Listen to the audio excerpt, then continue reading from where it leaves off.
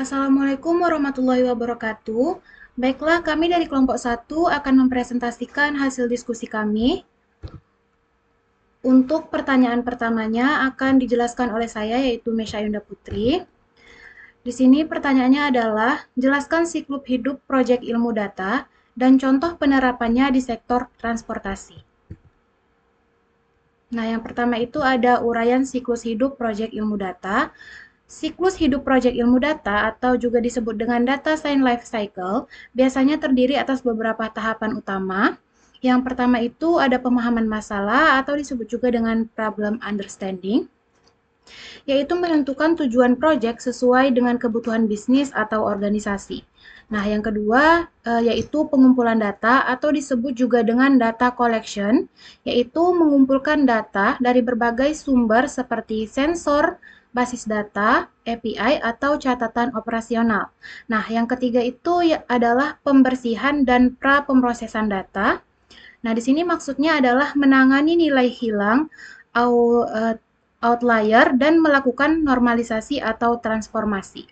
Nah, selanjutnya yaitu disebut eksplorasi data, yaitu analisis awal dengan statistik dan visualisasi untuk menemukan pola dan juga masalah.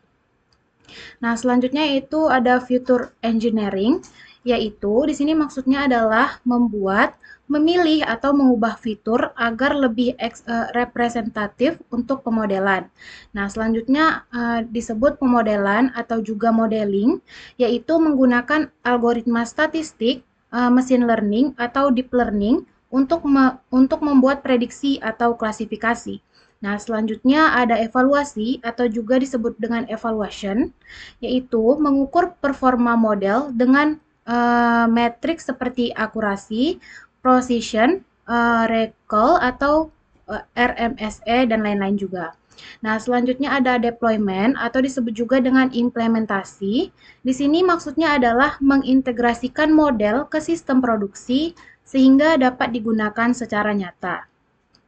Selanjutnya ada monitoring dan pemeliharaan atau disebut juga monitoring dan maintenance, yaitu adalah mengevaluasi performa model secara berkala dan melakukan retraining bila data berubah.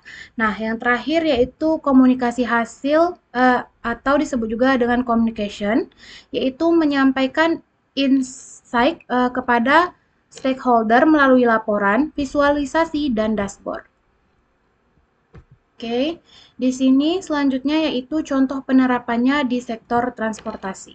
Nah, salah satu contoh nyata adalah predictive maintenance atau disebut juga dengan pemeliharaan prediktif untuk sistem transformasi seperti kereta, metro, bus, atau armada kendaraan umum. Nah, berikut ada beberapa cara siklus data yang diterapkan. Yang pertama yaitu definisi masalah. Contohnya yaitu pemerintah kota atau operator metro ingin mengurangi kerusakan mendadak pada peralatan kereta. Misalnya sistem pengereman motor penggerak rel agar layanan tetap andal dan juga aman. Nah, yang kedua yaitu pengumpulan data. Nah, data sensor seperti vibrasi, temperatur, tekanan, kecepatan, log perawatan historis, catatan kegagalan yaitu failure records, kondisi lingkungan, kelembapan dan cuaca, data operasional yaitu jam operasi, beban penumpang. Nah, yang ketiga yaitu pembersihan dan pra-pemrosesan. Di sini sinkronisasi waktu antara sensor, memfilter noise dan sinyal sensor, mengisi nilai hilang, menormalkan atau mengkakalkan variabel yang berbeda unit, mengkonversi data time series jika perlu.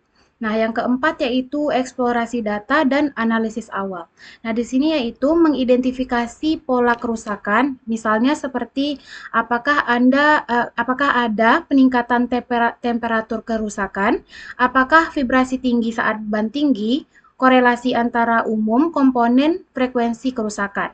Nah, yang kelima yaitu fitur engineering, yaitu membuat fitur dari data time series, misalnya rata-rata, variansi, tren, frekuensi puncak vibrasi, untuk komponen sejak servis terakhir, jumlah jam operasi, jumlah siklus pengereman, dan kondisi cuaca jika relevan. Selanjutnya ada pemodelan, yaitu menggunakan algoritma statistik seperti random forest, gradient boosting, supervector machine, atau bahkan deep learning. Nah, contohnya LSTM bila ada sequence atau time series panjang. Untuk kasus seperti kereta atau metro, bisa juga menggunakan model incremental real time agar merespon data streaming. Nah, selanjutnya ada evaluasi dan validasi. Nah, di sini adalah untuk mengukur akurasi prediksi kerusakan atau precision, yaitu karena false negatif bisa kritis. Nah, selanjutnya ada deployment. Nah, di sini adalah maksudnya model diintegrasikan ke sistem pemantauan di lapangan, misalnya dashboard, monitoring untuk tim pemeliharaan, alert otomatis ketika resiko kerusakan meningkat, dan juga bisa integrasi ke sistem penjadwalan pemeliharaan. Nah, selanjutnya yaitu ada monitoring dan pemeliharaan model. Nah, di sini yaitu untuk memantau apakah model itu akurat dari waktu ke waktu, terutama jika kondisi operasi berubah, misalnya seperti cuaca, beban, perangkat sensor baru. Selanjutnya ada retraining dengan data baru, memahami fitur jika ada sensor baru atau kondisi yang berubah. Nah, yang terakhir yaitu ada komunikasi dan pelaporan. Nah, di sini maksudnya membuat laporan kepada manajemen tentang pengurangan downtime, penghematan biaya pemeliharaan, peningkatan keandalan sistem, serta rekomendasi perbaikan operasional berdasarkan insight model. Assalamualaikum warahmatullahi wabarakatuh. Perkenalkan, nama saya Alfi Dulrendra. Di sini saya dari kelompok 1. Itu ya, kelompok saya itu Adinda, Ana, Mesya Adinda, Desya, Syahira, dan saya sebagai Alfi Dulrendra Putra. Oke, di sini bagian saya itu menjawab nomor latihan 1.9, yaitu menjawab nomor yang kedua. Tuh, ini soalnya itu gambar dan jelaskan hubungan antara ilmu data, statistik, machine learning, dan big data dalam satu diagram Venn. Oke. Ini jawabannya.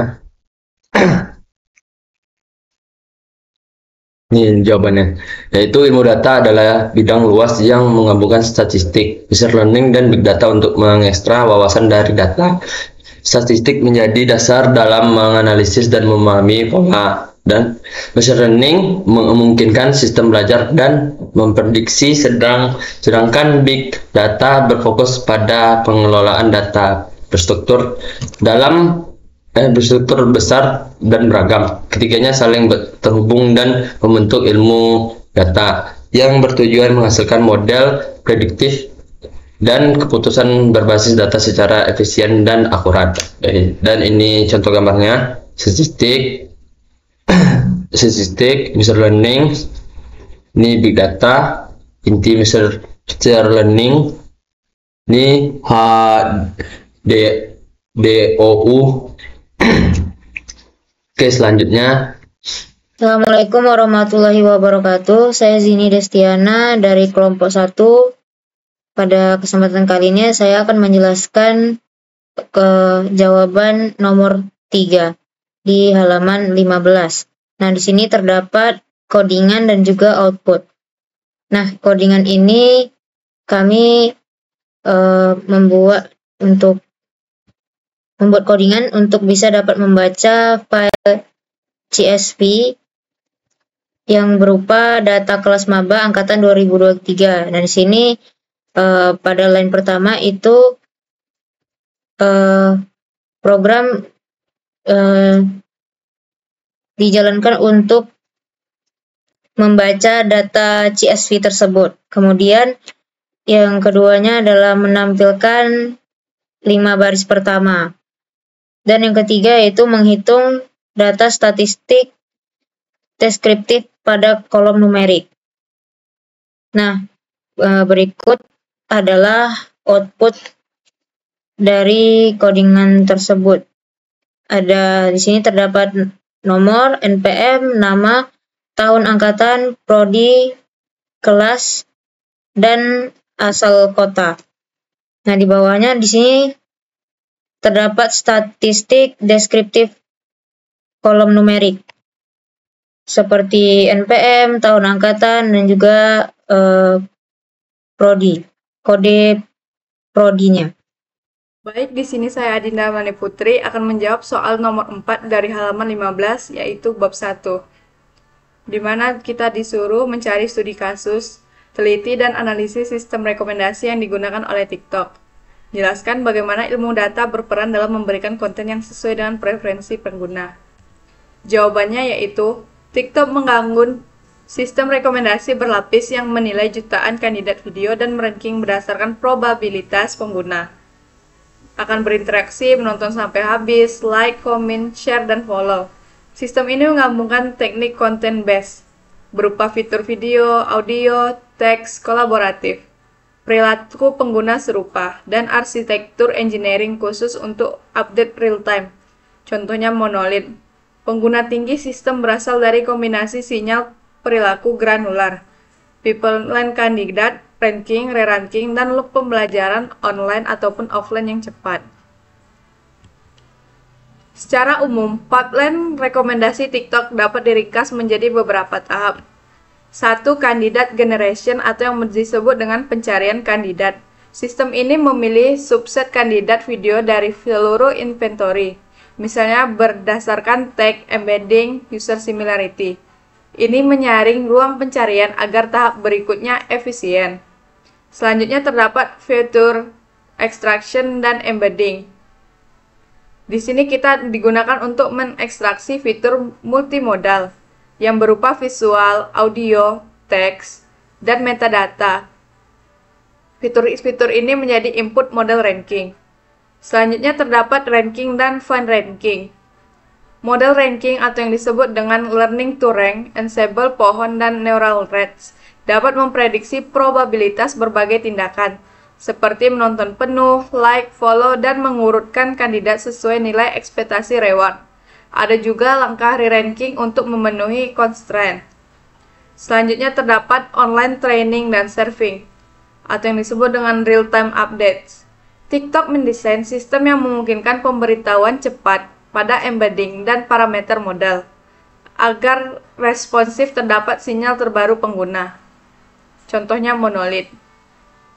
Selanjutnya terdapat feedback, loop, dan personalization. Interaksi pengguna secara langsung seperti waktu menonton, skip, dan rewatch diumpankan kembali untuk memperbarui estimasi preferensi sehingga feed semakin personal. Selanjutnya, terdapat signal yang dipakai, contoh dan prioritasnya. Ilmuwan data, engineer memutuskan signal mana yang paling efektif dan prediktif.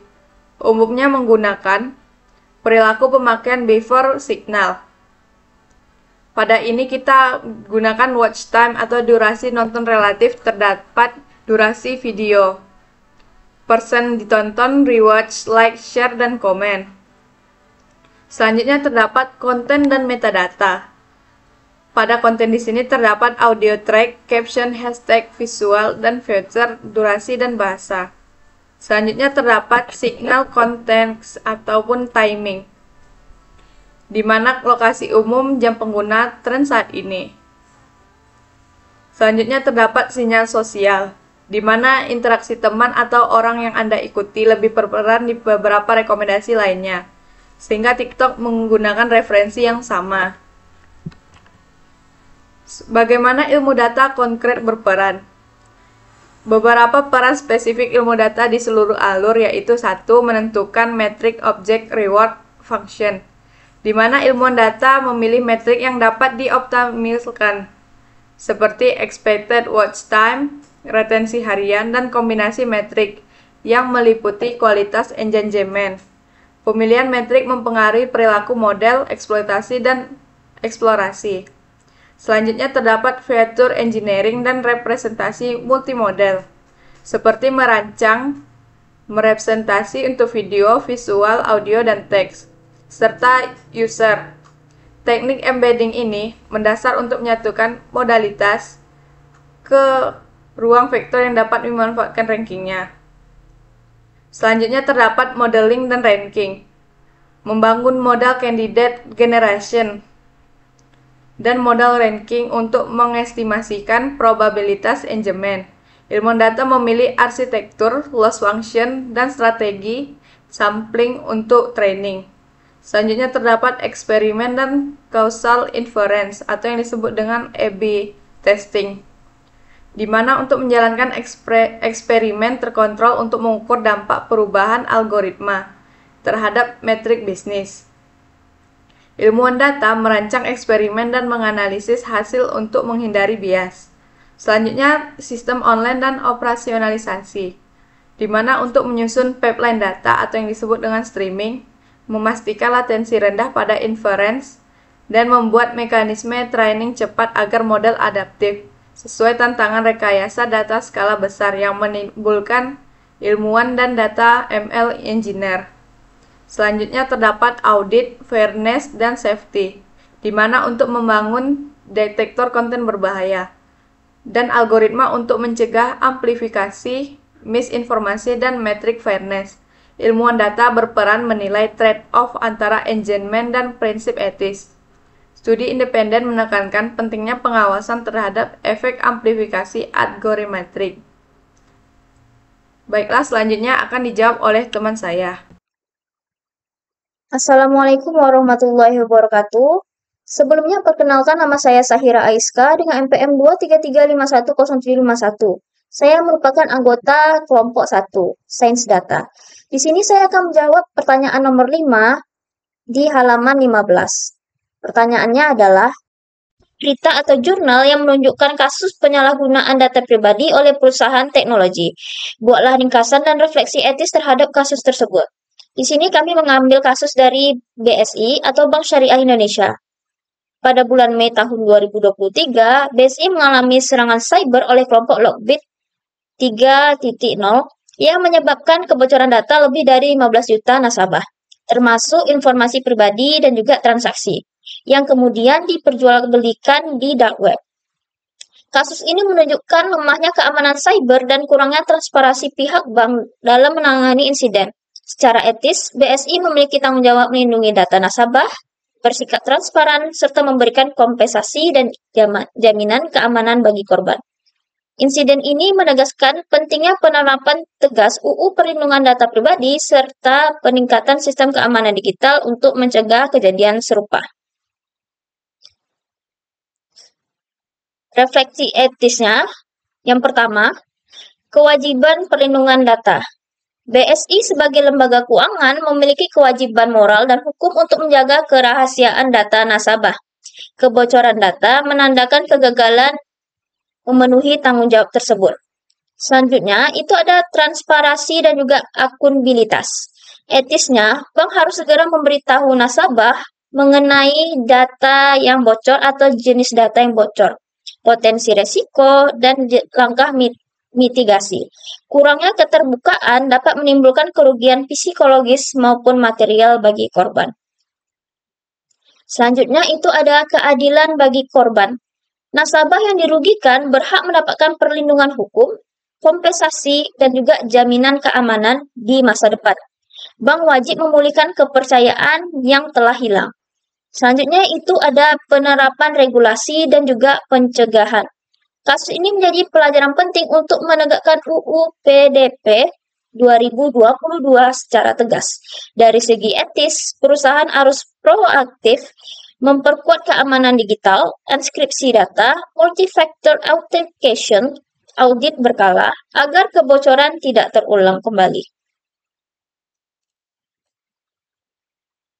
Kesimpulan dari kasus ini adalah, kasus BSI menunjukkan bahwa keamanan cyber di industri perbankan digital Indonesia masih sangat rentan. Etisnya, perusahaan harus mengutamakan perlindungan data pribadi, transparansi, dan juga tanggung jawab penuh kepada nasabah. Selain itu, penguatan regulasi serta budaya keamanan data yang berkesinambungan memiliki hal mendesak demi menjaga kepercayaan publik terhadap layanan perbankan digital.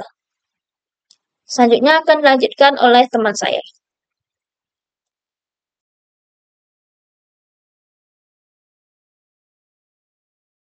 Baiklah, selanjutnya saya akan menjelaskan tentang jawaban nomor 1, yaitu data kategorikal dan ordinal sama-sama termasuk data kualitatif, tetapi berbeda dalam hal urutan. Dalam data kategorikal atau nominal hanya berupa label tanpa urutan seperti jenis kelamin atau warna favorit. Sementara data ordinal memiliki urutan atau tingkat logis antar kategori, seperti tingkat kepuasan atau pendidikan. Dengan kata lain, data kategorikal hanya mengelompokkan, sedangkan data ordinal juga menunjukkan peringkat atau hierarki antar kategori. Selanjutnya akan dibacakan oleh teman saya. Jadi selanjutnya itu saya menjawab tugas yang nomor 2.8, yaitu saya menjawab yang soal nomor 2. Dan ini jawabannya. Oke, yang pertama yaitu structured data, terstruktur.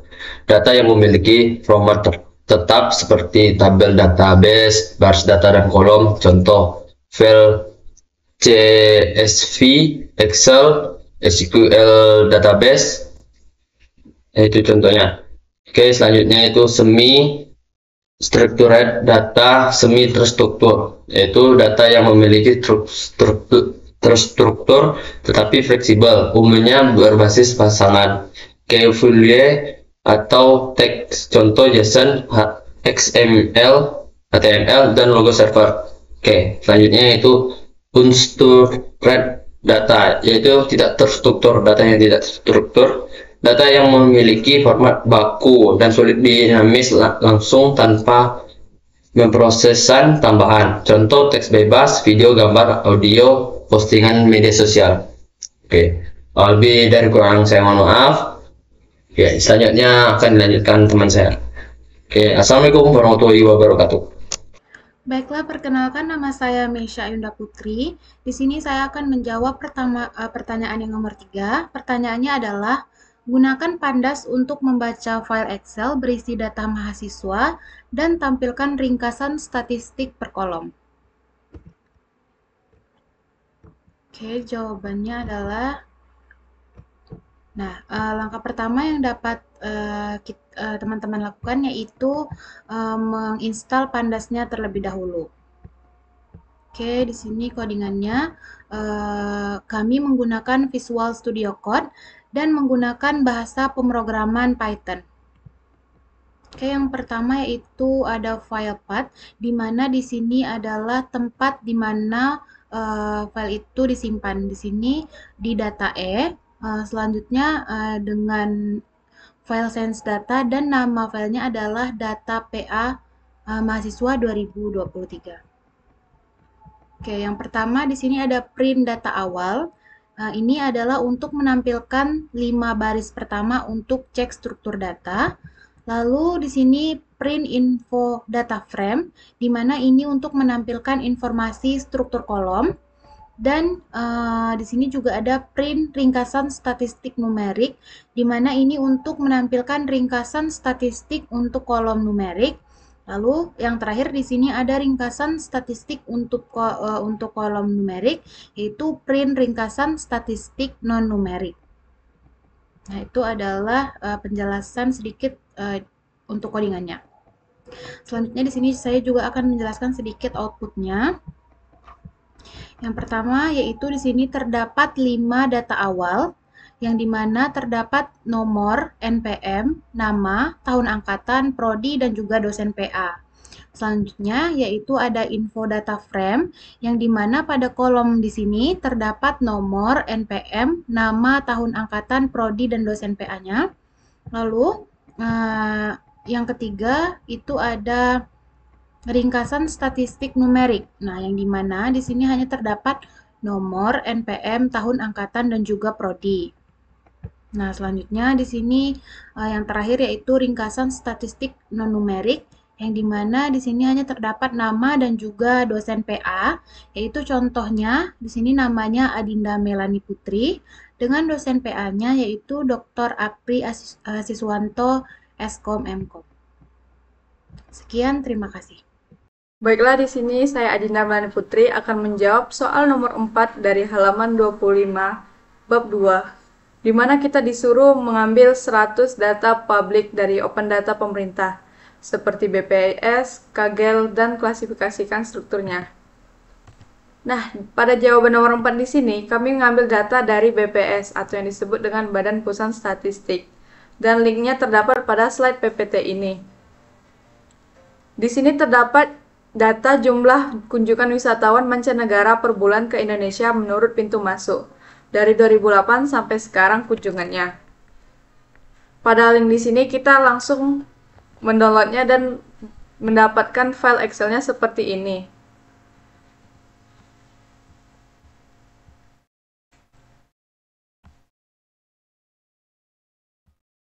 Selanjutnya kita diminta untuk mengklasifikasikannya. Dalam data tersebut, kita dapat mengklasifikasikannya menjadi 3. Disebut data kategorikal atau yang disebut dengan nominal, data deret waktu atau yang disebut dengan time series data, dan data numerik. Nah, pada data kategorikal atau yang disebut dengan nominal, data ini menunjukkan nama, bandara ataupun pelabuhan tempat wisatawan masuk yang tidak memiliki urutan sistematis. Contohnya pada kolom pintu masuk. Nah, pada kolom pintu masuk di sini merupakan data kategorikal. Pintu masuk di sini terdapat pintu udara, pintu laut, dan pintu darat. Selanjutnya terdapat data deret waktu atau yang disebut dengan time series data. Data ini mewakili urutan waktu ataupun bulanan dari bulan Januari sampai Desember setiap tahun, digunakan untuk analisis tren. Contohnya di sini pada kolom dari bulan Januari sampai bulan Desember beserta tahunannya. Selanjutnya di sini terdapat data numerik.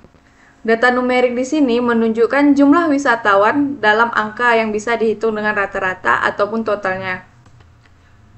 Di sini terdapat jumlah wisatawan yang masuk dari bulan Januari sampai bulan Desember beserta dengan totalnya. Oke, selanjutnya akan dijawab oleh teman saya. Baiklah, perkenalkan nama saya Sahira Aiska. Di sini saya akan menjawab pertanyaan nomor 5 halaman 25 dengan soal berikan contoh analisis sederhana untuk menentukan kota asal mahasiswa terbanyak di kelas Anda. Nah, jadi ini adalah codingan dan juga outputnya. Baiklah, saya akan jelaskan. Di sini kami menggunakan Python untuk mencari nilainya. Nah, di sini file datanya itu disimpan di data D, di folder semester 5, di folder Science Data dengan nama file Excel-nya itu data kelas maba tahun 2023. Ini berfungsi untuk hitung jumlah mahasiswa per kotanya. Ini untuk menampilkan hasil perhitungannya. Serta kota underscore terbanyak itu tentukan kota dengan jumlah mahasiswa terbanyak. Lalu ini print kota asal mahasiswa terbanyak, itu menampilkan kota asal mahasiswa terbanyak. Print kota itu untuk menampilkan kota terbanyak, serta print jumlah mahasiswa itu untuk menampilkan jumlah terbanyak. Lalu ini untuk visualisasi diagram batangnya, yang dimana di sini terdapat kota underscore count titik plot dengan color sky blue berfungsi untuk mewarnai diagram batangnya dengan warna sky blue.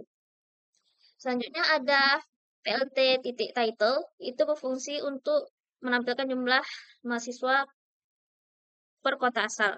Selanjutnya itu ada PLT X label untuk menampilkan kota asal, PLT Y label untuk jumlah mahasiswa, PLT X right, yang ini sama dengan right, ini berfungsi untuk mengatur kemiringannya, serta ada PLT.show itu untuk menampilkan diagramnya.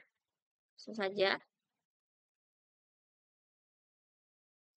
Nah, ini untuk diagramnya, yang dimana jumlah mahasiswa per kota asal yang terbanyak itu ada Pekanbaru, lalu disusul dengan Siak dan juga Duri. Untuk Rohil sampai Inhil itu memiliki jumlah mahasiswa per kota yang sama. Lalu disusul dengan Kuansing yang di bawahnya, lalu Duri sampai Jambi memiliki jumlah mahasiswa per kota yang sama banyaknya. Ini untuk diagram batangnya menggunakan warna sky blue. Nah, Ini untuk datanya terdapat Pekanbaru ada 10 orang, Siak ada 7, Duri ada 4, Rohil, Inhu, Inhil ada 3 sama rata, Kuansing ada 2, dan Dumai sampai dengan Jambi itu ada 1 orang. Baiklah, hanya ini yang dapat saya sampaikan. Saya akhiri dengan Assalamualaikum warahmatullahi wabarakatuh.